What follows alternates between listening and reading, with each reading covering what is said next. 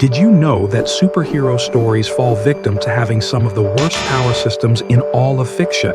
And that's incredibly ironic, seeing as they revolve around the powers which superheroes and supervillains use to decide the fate of their story's society. Now, these superhero stories in particular perfectly represent the 6 aspects of how not to write a power system, with the first being Flash and Superman's crippling inconsistency.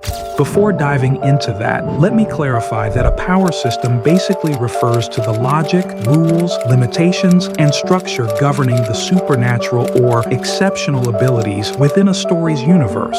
And a well-designed power system enhances the story, characters, and world, while a poorly designed one can lead to plot holes, inconsistencies, and ultimately pissing off your audience. And the Flash is the perfect example of a common problem when encountering superhero characters in fiction with super speed. Hold up. Are you about to do what I think you're about to do? Yeah, time to ride the lightning.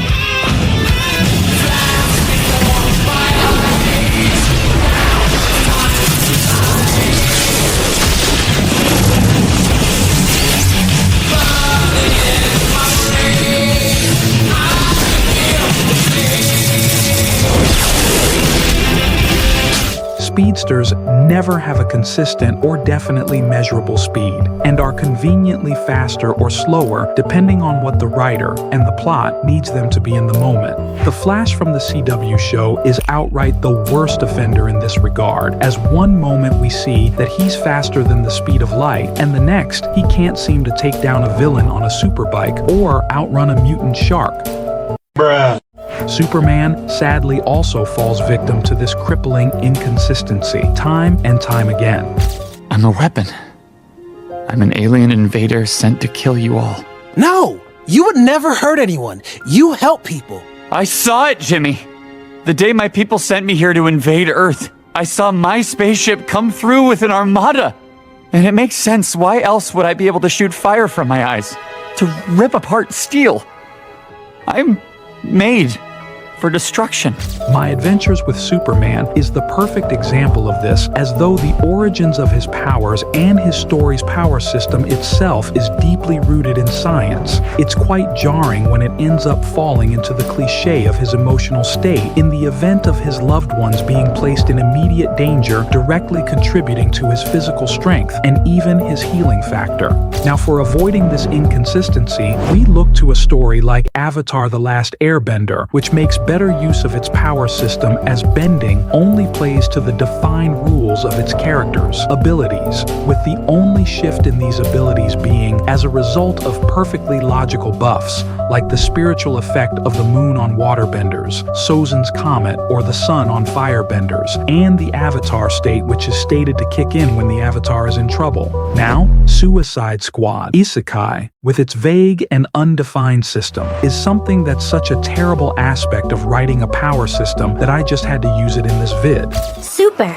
I love when things make perfectly no sense. I have no clue what this place is or who you warthogs are, but I'm pretty sure you're not on my side!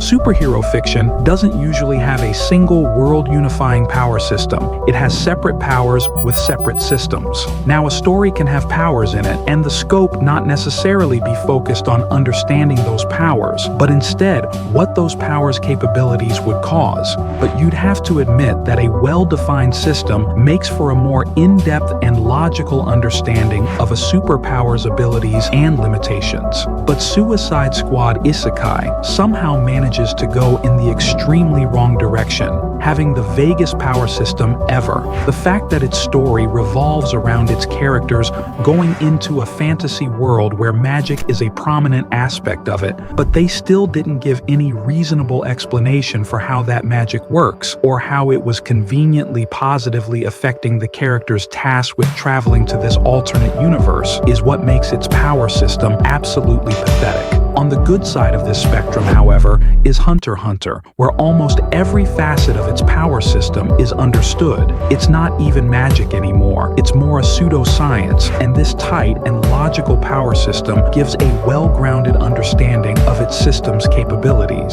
Another thing killing superhero power systems is Deadpool and Wolverine's overpowered abilities. Uzi time, baby. Look alive!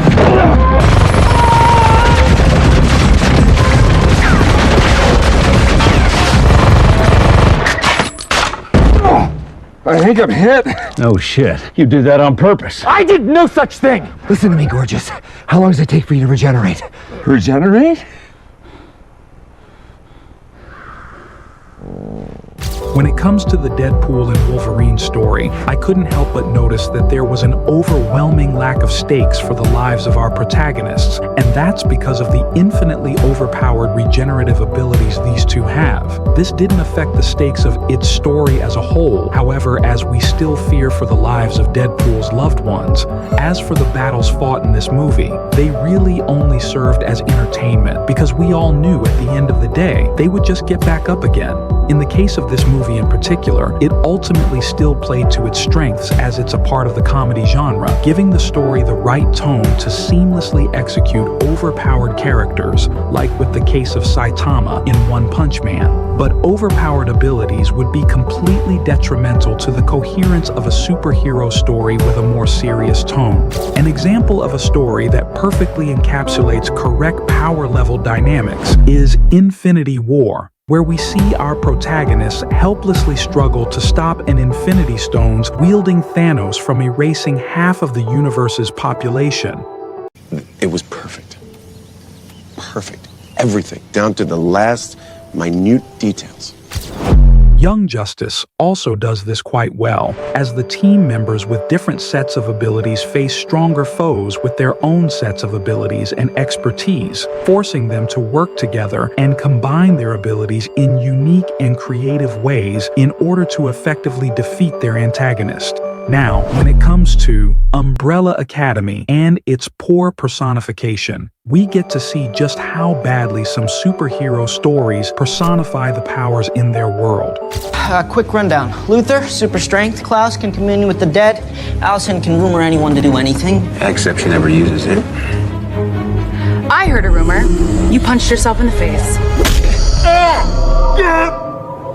When it comes to power systems, personification is an aspect that relates characteristics of powers to the characteristics of their wielder. It enhances character depth, making their abilities an integral part of their identities and personalities, adding a sort of richness to the story. And considering the fact that Umbrella Academy's story is mainly about the relationship between these 7 superpowered siblings, it's disappointing that it totally fails at personifying its characters' abilities. Luther has super strength, but has a complete contrast with his power and personality, seeing as he's always just a bitch. Diego just has the random personality of doing whatever he wants whenever he wants. Allison has something called the rumor ability, which she uses to compel people, but is ultimately just someone none of her siblings listen to. Klaus actually isn't all that bad, seeing as his overwhelming fear of his ability to see the dead led him to being an addict as he tries to escape his reality.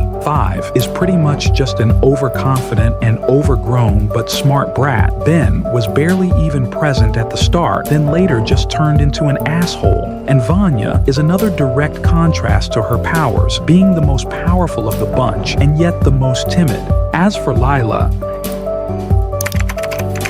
its power system becomes an unbearable problem in its 4th season as the show force feeds its characters unnecessary and undeserved power buffs while completely failing to create coherent storylines for the characters we've come to know. This poor personification ultimately made its characters' dynamics feel lackluster and inauthentic. An example of a story with great personification is My Hero Academia, as its selfless, altruistic protagonist protagonist, wishing to sacrifice his life and livelihood to serve and save, possesses the one for all, while the all for one represents the selfish and egotistical personality of its user, who seeks to dominate and control others for personal gain. Another aspect of the worst power system closely related to this is Supacell, with its bad character development. I'm going to the future, finding out who's behind this, who hired Crazy and the rest of them to come after us, who took your sister, who murdered your mother, who's threatening our lives and our families, who this Ray guy is, who really took her from me. Supacell is a TV show about this group of individuals whose sickle cell genes evolved into a supercell, giving them random, unexplainable powers which would change their lives. But the problem is, it didn't actually change them. These superpowered characters we follow throughout the story stay pretty much the same despite just being blessed with supernatural abilities. For our protagonist Michael, he does develop a new goal of saving his fiancée, but doesn't really change as a person until the end. Sabrina is still just going through relationship issues and worrying about her sister. Taser decides he still wants to live his life stabbing kids in his neighborhood for some reason. Rodney has the bright idea to use the power he's been given to level up his drug business, despite advice from his best friend telling him he could do much more with his powers. And Andre chooses that he'd go back to more illegal methods of making money so he can spoil his son. This lack of character change, despite them gaining supernatural abilities out of nowhere, made both its power system and characters feel incredibly dull. But a superhero story like Spider-Man does the character development aspect of power systems perfectly, with Uncle Ben's iconic line, "With great power comes great responsibility," which set Peter on his journey of self-discovery, leading to him becoming one of the best superheroes of all time. And last but not least, we have My Hero Academia's terrible world building. 違うんだお母さん。あの時僕が言って欲しかったのは、言って欲しかった言葉は、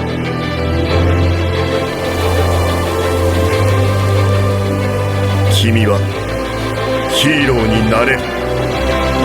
Just a disclaimer, terrible might be a bit of an overstatement for this though.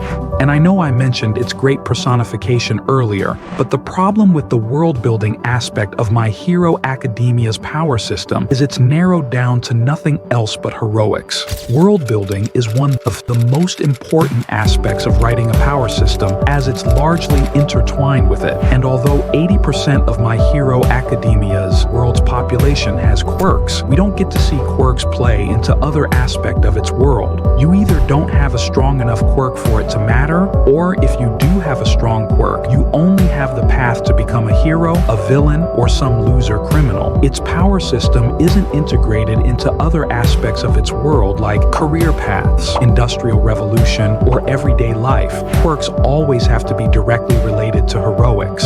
The only time we do see someone use his quirk for something else like journalism, he still ends up only being a journalist to report about the affairs of heroes. The fact that quirks really only affect purely hero-based aspects of its world makes its power system seem rather narrow and plot-based, with no hints of a broader aspect to it. But on the good side of a power system's world building, we have The Boys, where Compound V plays into the social, professional, cultural, and even religious aspects of its world. In The Boys, the world isn't just built around heroes and static. It also has a history of change and evolution, of how superheroes were gradually integrated into the world, Western culture, and society over time. Stormfront and Soldier Boy being examples of the remnants of that history.